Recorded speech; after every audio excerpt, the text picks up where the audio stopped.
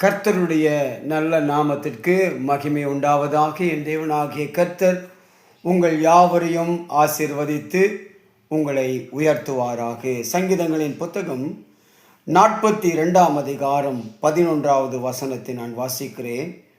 என் ஆத்துமாவே, நீ ஏன் கலங்குகிறாய்? ஏன் எனக்குள் தேங்குகிறாய்? தேவனை நோக்கி காத்திரு. என் முகத்திற்கு இரட்சிப்பும் என் தேவனுமாய் இருக்கிறவரை நான் இன்னும் துதிப்பேன் என்பதாக. எனக்கு அன்பான என் அன்பு குடும்பத்தின் மக்களே, தாவீது தன்னுடைய வாழ்க்கையிலே சந்தித்த போராட்டங்களும் சந்தித்த வேதனைகளும் அதிகமானதாக இருந்தது. அது நிமித்தம் தனது ஆத்துமா மிகவும் சோர்ந்து போனது. ஆகவே தனக்குத்தானே தைரியப்படுத்திக் கொள்வதும் தனக்குத்தானே ஆறுதல் படுத்துவதுமான சூழ்நிலையை வெளிப்படுத்துவது தான் இந்த சங்கீதம் 42 அதிகாரம். 1 சாமுவேலின் புத்தகம் 30 அதிகாரம் 6 நீங்கள் வாசித்து பாருங்கள். தாவீது மிகவும் நெருக்கப்பட்டான், ஆனால் தன்னை கர்த்தருக்குள் திடப்படுத்தி கொண்டான். தாவீது தன் ஆத்துமாவோடு பேசுவதை பாருங்கள். ஏன் கலங்குகிறாய்?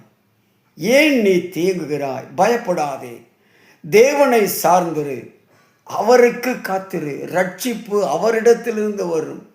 எத்தனை பாடுகள் வந்தாலும் போராட்டம் வந்தாலும் நம்மை நடத்துகிற தேவனை ஆராதிக்க வேண்டும் என்று சொல்லி தாவீது மிகவும் தெளிவாய் தன்னுடைய வாழ்க்கையிலே காணப்படுவதை பார்க்கலாம். எனக்கு அன்பானவர்களே, சந்தோஷம் சமாதானம் தேவனால் மட்டுமே நமக்கு கொடுக்க முடியும். நமது இன்பத்தில் ஆசீர்வாதத்தில் அநேகர் வரலாம், ஆனால் துன்பத்தில் பாடுகளிலே வேதனைகளிலே ஒரு வேதனையான சூழ்நிலைகளிலே நம்மை தேடி ஒருவரும் ஒரு காலம் வருவதில்லை. என் ஆண்டவரை தவிர ஒருவரும் நம்மிடத்தில் வருவது கிடையாது. எனக்கன்பான கர்த்தருடைய பிள்ளையே, ஒருவேளை இந்த காலை வேளையிலே தாவீதை போல நீங்களும் சோர்ந்து போனவர்களாய் வேதனையோடு நிவிர்த்தி செய்ய முடியாத இழப்போடு துக்கத்தோடு அவமானத்தோடு கண்ணீரோடு எதிர்காலமே இருண்டு போன நிலையிலே நீங்கள் வந்து அமர்ந்திருக்கலாம். சோர்ந்து போகாதிருங்கள், தைரியமாக இருங்க. தேவன் நமக்காக யாவையும் செய்து முடிப்பார். எசேயா தீர்க்க தரிசன புஸ்தகம் 40 அதிகாரம் 29 வாசித்து பாருங்கள். தேவன் சோர்ந்து போகிறவனுக்கு பலன் தந்து சத்துவம் இல்லாதவனுக்கு சத்துவத்தை பெருக பண்ணுவார் என்பதாக தாவீது கூறும்போது நான் இன்னும் தேவனை துதிப்பேன் என்பதாக.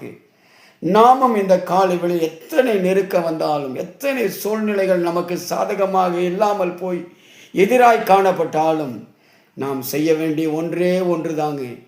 ஜீவனுள்ள தேவனாகிய கர்த்தரை ஆராதிக்கிற பொழுது அவர் நமக்கு பரிகாரியாய் கடந்து வரும். என்ன துன்பம் வந்தாலும், என்ன வாதைகள் வந்தாலும், என்ன கஷ்டம் வந்தாலும் நம் ஆராதிக்கிற தேவன் நமக்கு நல்ல பரிகாரியாய் இருக்கிறார். ஆகவே இந்த காலை வேளையிலே உற்சாகத்தோடு கூட என்னோடு சேர்ந்து கர்த்தருடைய நாமத்தை நீங்கள் மகிமைப்படுத்துங்கள்.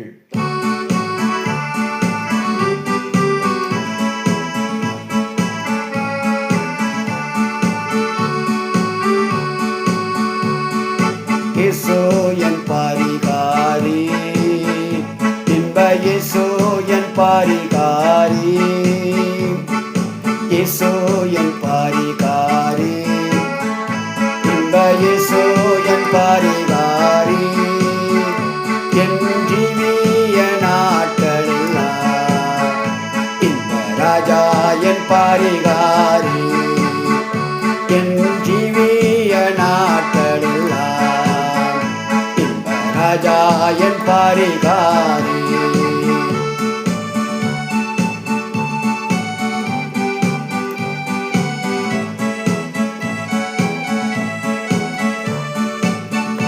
என்ன துன்பங்கள் வந்தாலும், என்ன வேதனை வந்தாலும், என்ன துன்பங்கள் வந்தாலும், என்ன வாதைகள் நேர்ந்தாலும், என்ன கஷ்டங்கள் சூழ்ந்தாலும் இன்ப ராஜா என் பரிகாரி, என்ன கஷ்டங்கள் வந்தாலும்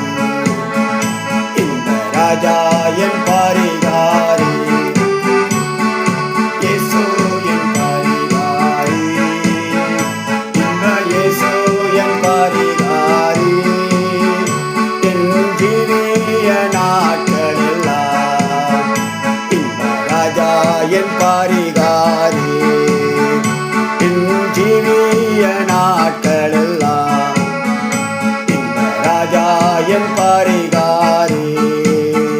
பண கஷ்டங்கள் வந்தாலும் மன கஷ்டங்கள் நேர்ந்தாலும் மன கஷ்டங்கள் வந்தாலும் பண கஷ்டங்கள் வந்தாலும்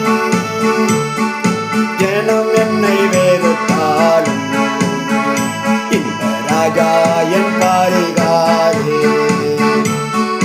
ஜனம் என்னை வெறுத்தாலும் இந்த ராஜா என் பரிகாரி. இயேசு என் பரிகாரி. இன்ப இயேசு என் பரிகாரி. என் ஜீவிய நாட்களெல்லாம் இந்த ராஜா என் பரிகாரி. என் ஜீவிய நாட்களெல்லாம் இந்த ராஜா என் பரிகாரி. எங்கள் அதிகமாக நேசிக்கிற எங்கள் நல்ல அன்பின் பரலோகத்தின் தகப்பனே, நீர் எங்களுக்கு நல்ல பரிகாரியாய் இருக்கிறது நிமித்தமாய் உமக்கு நன்றி செலுத்துகிறோம். வேதனையோடு துக்கத்தோடு கண்ணீரோடு இழப்புகளோடு உடைய சமூகத்தில் வந்திருந்தாலும் எங்கள் கண்ணீரை துருத்திலே கணக்கு வைத்திருக்கிற ஆண்டவர் நிச்சயமாய் எங்களுக்கு சமாதானத்தையும் இளைப்பாறுதலையும் தர நீர் போதுமானவராய் இருக்கிறீர் சுவாமி.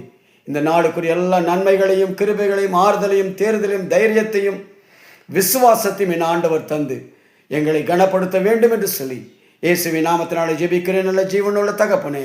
ஆமேன் ஆமேன். கர்த்தர் உங்கள் யாவரையும் ஆசீர்வதிப்பாராக. ஆமேன்.